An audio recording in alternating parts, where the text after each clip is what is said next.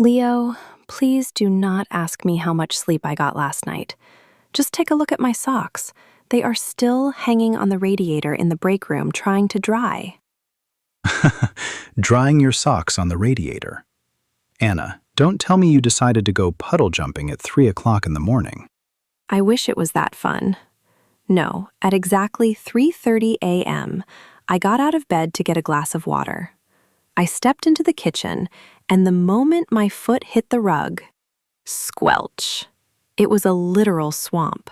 My kitchen sink's pipe had completely burst, and a giant puddle of cold, dirty water was slowly taking over my entire apartment floor. Oh no, the midnight flood. That is every renter's absolute worst nightmare. It really was. And you know what the hardest part was? I was standing there, half asleep, freezing cold, holding a bucket, trying to dial my landlord's number. My brain was completely frozen, and I couldn't remember a single English word for burst pipe, flooded floor, or water valve. But once I took a deep breath and found the right terms, I managed to get it sorted out. Wow, talk about a real-life survival test. Hello to all our amazing listeners. I'm Leo, and honestly, dealing with household repairs is stressful enough. But trying to explain plumbing problems over the phone to a busy landlord or a fast-talking handyman in English while your kitchen is drowning, that is a whole different level of panic. Exactly. That's why, after surviving my own personal water disaster last night, I knew we had to record this episode today. Today, we are going to give you the ultimate tenant toolkit. We'll practice how to call your landlord or property manager, how to describe common plumbing issues, how to ask for a repair timeline, and what to do in a water emergency so you don't panic like I did. This is so practical. I actually have a small drip in my bathroom sink right now, and I've been putting off calling the landlord because I didn't know the right words. I have my notebook open, a fresh page ready, and my pen is uncapped. Let's start the practice, Anna. I love the preparation, Leo. Let's start with scenario 1, calling your landlord to report a leak. In English-speaking countries, the owner of the property is your landlord, and the person renting it is the tenant. Let's pretend I am your landlord, and you are calling to report the problem. Give it a try. Okay, dialing the number. Hi, Anna. This is Leo from apartment 4B. I'm calling because there is a pretty bad leak under my kitchen sink, and water is starting to pool on the floor. Oh, hello, Leo. Thanks for letting me know. How bad is the leak? Is it just a slow drip, or is it spraying out? It's a steady stream, and it gets much worse when I run the faucet. I've put a bucket under it, but it's filling up really quickly. Brilliant description, Leo. Note how you used the words steady stream and pooling on the floor. This tells the landlord that the issue is urgent. If you just say, it's wet, they might not realize how much damage the water is causing. Now, as the landlord, I might ask you to do something to stop the water immediately. For example, Leo, have you turned off the water at the shutoff valve? The shutoff valve? Oh, Anna, what is that? Is that the main switch for the water? Exactly.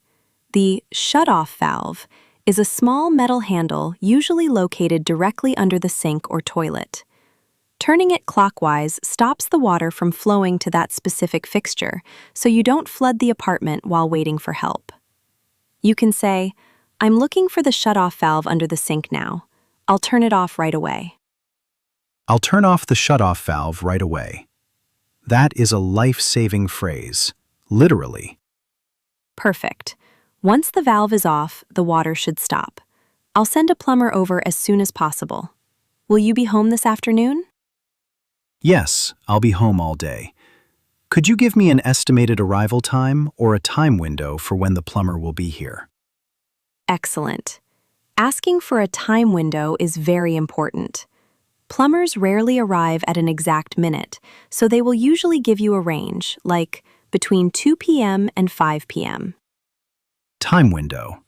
That's a great term. It saves you from waiting by the door for 6 hours. Now, Anna, what if the problem isn't a leak? What if my kitchen sink or toilet is completely blocked and the water won't drain? How do I describe that? That is another very common issue. In English, we use the word clogged or clog. You can say, my kitchen sink is completely clogged and the water is backing up. Backing up means the dirty water is rising instead of going down the drain. Clogged and backing up. Those are very vivid words. What if the toilet is about to overflow? That is the ultimate emergency. If it's about to overflow, you must say, my toilet is clogged and it's overflowing. Landlords will treat an overflowing toilet as a top priority emergency because of the hygiene and water damage risks. Good to know. What about water pressure? Sometimes the water is barely trickling out of the shower head. How do I complain about that? You can say, the water pressure in the bathroom is extremely low. The water is just trickling out of the shower. Trickling means flowing very slowly in a thin stream. The water is just trickling. That perfectly describes a very frustrating shower. What about hot water? What if my boiler is broken and I only have freezing cold water? The classic no hot water crisis. You can say, I think the water heater or the boiler is broken. There is absolutely no hot water in the apartment. In the winter, this is considered an emergency repair that landlords must fix within 24 hours in many places. The water heater is broken. That's a very straightforward way to get things fixed. Exactly. Now, let's transition into our vocabulary spotlight so our listeners can get these essential maintenance and plumbing terms written down in their notes. My pen is poised, and I'm ready to capture these 5 highly practical words. Let's make them stick. Term number 1, leak. L-E-A-K, leak. A hole or crack that allows liquid or gas to escape accidentally. Example, we need to call a plumber because there is a serious leak under the bathroom sink. Leak. It can be a noun or a verb, like, the pipe is leaking. Term number 2, clogged. C-L-O-G-G-E-D, clogged. Blocked so that nothing can pass through. Example, the kitchen sink is clogged with food scraps and the water won't drain. Clogged. A very common headache in any household. Term number 3, shut-off valve. S-H-U-T-O-F-F-V-A-L-V-E, shut-off valve.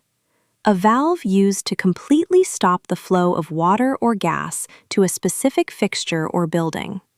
Example, if your toilet starts to overflow, quickly turn the shut-off valve behind it. Shut-off valve. Everyone should find where this is located in their home before an emergency happens. Term number 4, water pressure. W-A-T-E-R-P-R-E-S-S-U-R-E, water pressure. The force of the water flowing through the pipes. Example, the water pressure in this old apartment building is very low on the top floors. Water pressure. Essential for a great shower. Term number 5, time window. T-I-M-E-W-I-N-D-O-W, time window.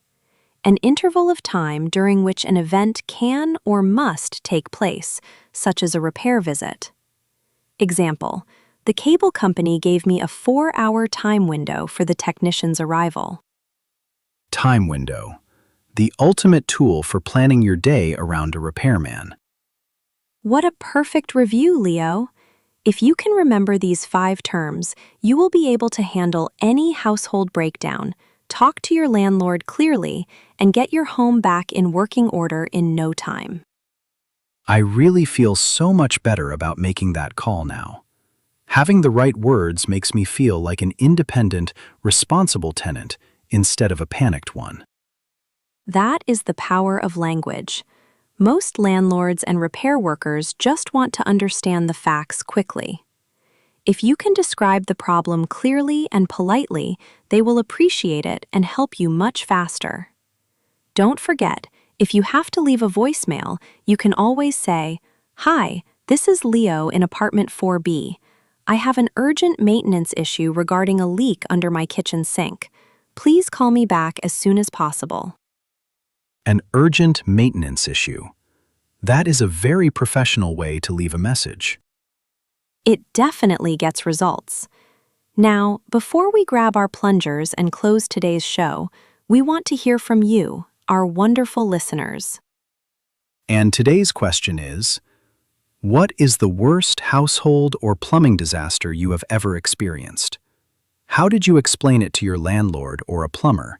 And did you learn any useful English words from that experience? We can't wait to read your home maintenance stories. Please leave your answers in the comments section below. It is a fantastic, supportive space to practice your English writing and share advice with other learners in our community. Yes, tell us if you ever tried to fix something yourself and ended up making it worse like I did. We read and appreciate every single comment. And if you enjoyed today's survival guide for tenants, please don't forget to subscribe to Anna's English channel. We are here every single week to help you navigate real-world English challenges with confidence, humor, and lots of practical vocabulary. Give us a like if you found these vocabulary words helpful, and hit that notification bell so you never miss an episode with us. Thank you so much for spending your time with us today. Until next time, keep your pipes dry, your shut-off valves ready, and keep practicing your English. Stay dry, everyone. See you in the next episode. Goodbye for now from Anna's English channel. Bye-bye. Bye.